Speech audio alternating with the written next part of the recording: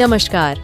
आप सबसे एक विनती है कि इस न्यूज पॉडकास्ट को अंत तक जरूर सुनें और ये न्यूज पॉडकास्ट आप किस जगह से सुन रहे हैं, हमें कमेंट बॉक्स में जरूर बताइए।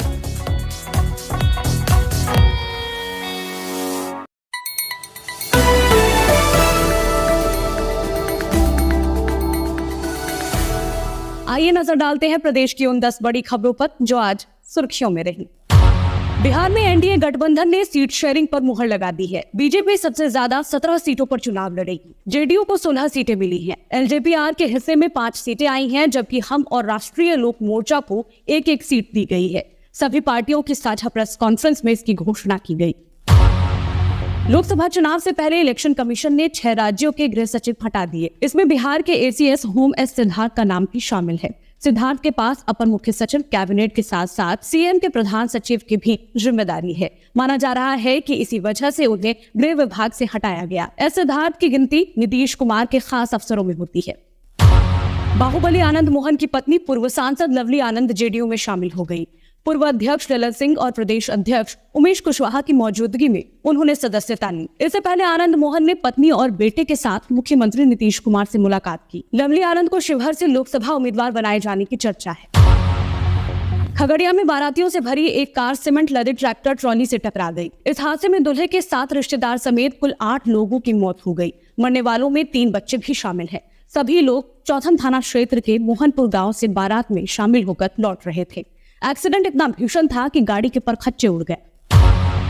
भागलपुर में एक पति ने पत्नी के उसके प्रेमी से शादी करवा दी। महिला नीतू कुमारी एक बच्चे की मां है। गांव के ही एक युवक से उसे प्यार हो गया। विवाहिता ने पति को फोन करके प्रेमी से शादी करने की बात की तो वो भी राजी हो गया। उसने दोनों को सुखमय जीवन का आशीर्वाद भी दिया। गोपालगंज में एक पिता ने भरी पंचायत में बेटी के नाबालिग प्रेमी की चाकू मारकर हत्या कर दी। लड़का 1 घंटे तक तड़पता रहा, लेकिन कोई उसे बचाने नहीं आया। बताया जा रहा है कि लड़की अपने घर से भाग रही थी। किसी ने दोनों को देख लिया। इसके बाद पंचायत बुलाई गई थी। सीएम आवास के बाहर एएन कॉलेज और जेडी वुमेन्स कॉलेज के स्टूडेंट्स ने विरोध प्रदर्शन किया। सभी छात्राएं नई नियमावली का विरोध कर रही हैं। इनकी मांग है कि इसे अगले सत्र से लागू किया जाए। दरअसल शिक्षा विभाग ने कॉलेज में +2 की पढ़ाई बंद करने का फैसला लिया है। भागलपुर में नेशनल हाईवे 31 पर एक स्कूल वैन में अचानक आग लग गई। चालक और उपचालक ने किसी तरह कूदकर अपनी जान बचाई। गनीमत ये रही कि हादसे के वक्त बच्चे नहीं। बगहा में प्रसूता की मौत के बाद परिजनों ने नर्सिंग होम के बाहर जमकर हंगामा किया। ऑपरेशन के बाद इन्फेक्शन फैलने से महिला की तबीयत बिगड़ गई थी। इलाज के दौरान उसने दम तोड़ दिया। जैसे ही इसकी जानकारी अस्पताल को हुई, पूरा स्टाफ फरार हो गया। एआईएमआईएम ने गया से रंजन पासवान को अपना उम्मीदवार बनाया है। नाम की घोषणा होने के बाद से ही उनके समर्थकों में खुशी की लहर है। एनडीए में ये सीट हम के खाते में गई है।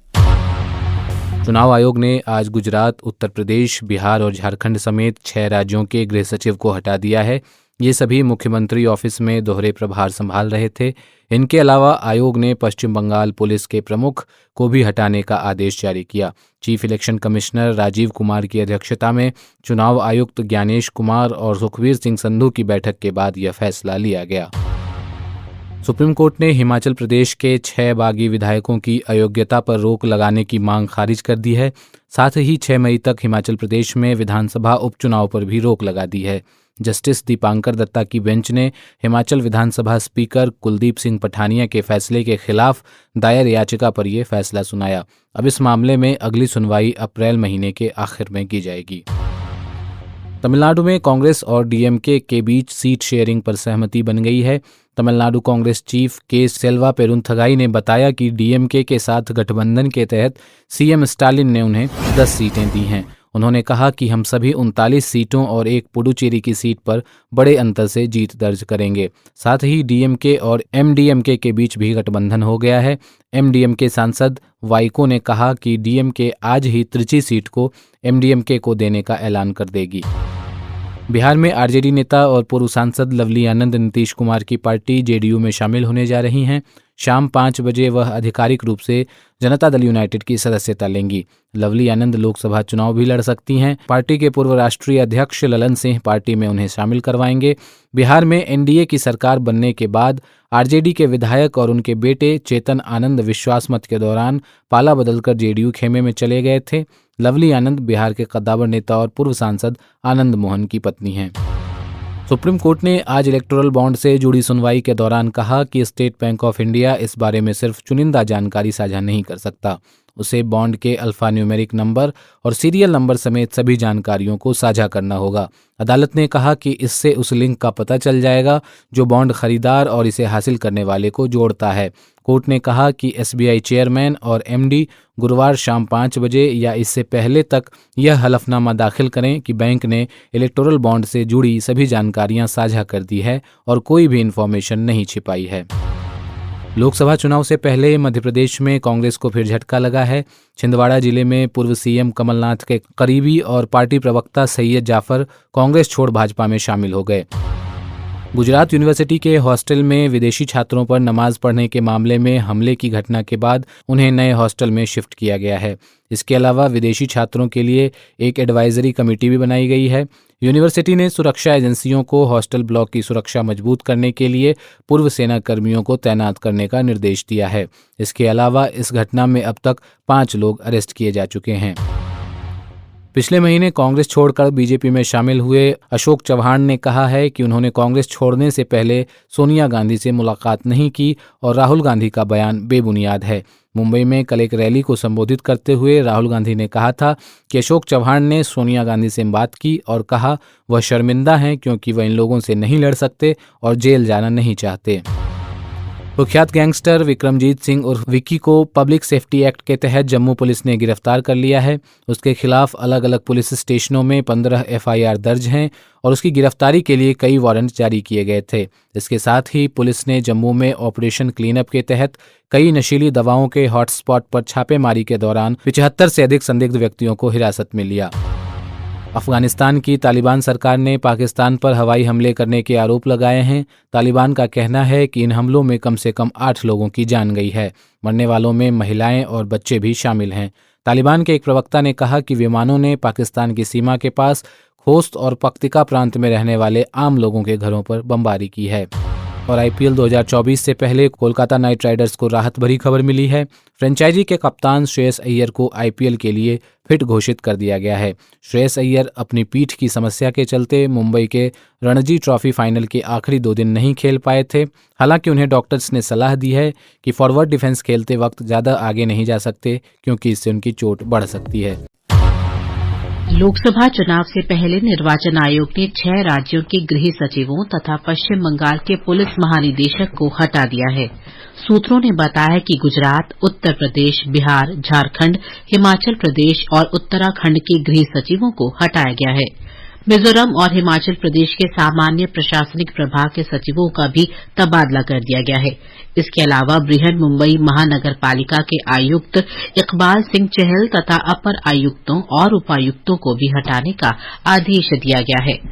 इस बीच भारतीय पुलिस सेवा के अधिकारी विवेक सहाय को पश्चिम बंगाल का नया पुलिस महानिदेशक और महानिरीक्षक नियुक्त किया गया है।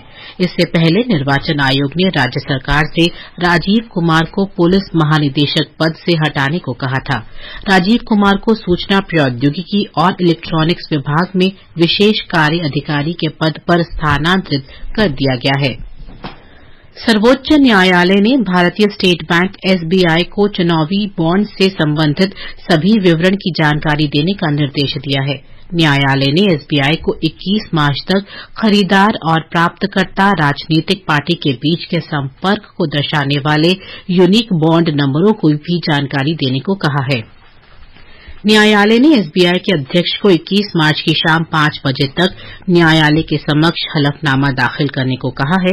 इस हलफनामे में ये दर्शाया जाना चाहिए कि एसबीआई ने बॉन्ड से संबंधित सभी जानकारी दे दी है। बिहार में राष्ट्रीय जनतांत्रिक गठबंधन के सहयोगियों ने लोकसभा चुनाव के लिए सीट बंटवारे के समझौते को अंतिम रूप दे दिया है। गठबंधन के अंतर्गत राज्य में कुल 40 सीटों में से भाजपा 17 सीटों पर, जनता दल यूनाइटेड 16 सीटों पर और लोक जनशक्ति पार्टी रामविलास 5 सीटों पर चुनाव लड़ेगी। पूर्व मुख्यमंत्री जीतन राम मांझी के नेतृत्व वाला हिन्दुस्तानी अवामी मोर्चा और उपेंद्र कुशवाहा का राष्ट्रीय लोक मोर्चा राज्य में एक-एक सीट पर चुनाव लड़ेंगे। आज नई दिल्ली में भाजपा महासचिव विनोद तावड़े ने इसकी घोषणा की। उत्तर प्रदेश से बहुजन समाज पार्टी सांसद संगीता आजाद और उनके पति आज नई दिल्ली स्थित पार्टी मुख्यालय में भाजपा में शामिल हो गए। पूर्व विधायक आजाद अरीमर्दन और सर्वोच्च न्यायालय की जानी मानी वकील सीमा कुशवाहा भी भाजपा में शामिल हुई हैं। उन्हें भाजपा महासचिव विनोद तावड़े की उपस्थिति में पार्टी में शामिल किया गया। भाजपा के वरिष्ठ नेता और प्रधानमंत्री नरेंद्र मोदी ने कल मुंबई के शिवाजी पार्क में शक्ति के उन्मूलन के कांग्रेस के आह्वान पर कड़ा आक्षेप किया है। कांग्रेस नेता के बयान पर प्रधानमंत्री ने कहा कि ये मां भारती, नारी शक्ति, कर्नाटक माता और मां भवानी के पूजक शिवाजी महाराज का अपमान है। शिवमोगा में रैली के दौरान श्री मोदी ने कहा कि हिंदू धर्म में शक्ति का बहुत महत्व है। उन्होंने कहा कि इसीलिए चंद्रयान रोवर चांद पर जिस जगह उतरा था उसे शिव शक्ति पॉइंट नाम दिया गया। केंद्र सरकार ने अवैध गतिविधियां रोकथाम अधिकरण का गठन किया है। ये अधिकरण इस बात का निर्णय करेगा कि मुस्लिम कॉन्फ्रेंस जम्मू एंड कश्मीर भट्ट गुट और मुस्लिम कॉन्फ्रेंस जम्मू एंड कश्मीर सुमजी गुट को गैर कानूनी संगठन घोषित करने के लिए पर्याप्त कारण है या नहीं। इस अधिकरण में दिल्ली उच्च न्यायालय की न्यायाधीश नीना बंसल कृष्णा शामिल की गई हैं। गृह मंत्रालय ने इन दोनों संगठनों पर पिछले महीने गैर कानूनी गतिविधियां रोकथाम अधिनियम के तहत 5 वर्ष के लिए प्रतिबंध लगा दिया था। भारतीय सेना और सेशल्स रक्षा बलों के बीच संयुक्त सैन्य अभ्यास लामनिथिए का 10वां संस्करण आज सेशल्स में शुरू हुआ। ये संयुक्त अभ्यास 27 मार्च तक चलेगा। इसका उद्देश्य शांति अभियानों के दौरान दोनों देशों की सेनाओं के बीच सामंजस्य बनाना है। मलयालम भाषा के प्रसिद्ध कवि प्रभा वर्मा को वर्ष 2023 के लिए सरस्वती सम्मान प्रदान किया जाएगा। उन्हें ये सम्मान काव्य संग्रह रुद्र सात्विकम और 2013 से 2022 के दौरान साहित्य में योगदान के लिए दिया जाएगा। इसके साथ ही ये समाचार बुलेटिन समाप्त हुआ।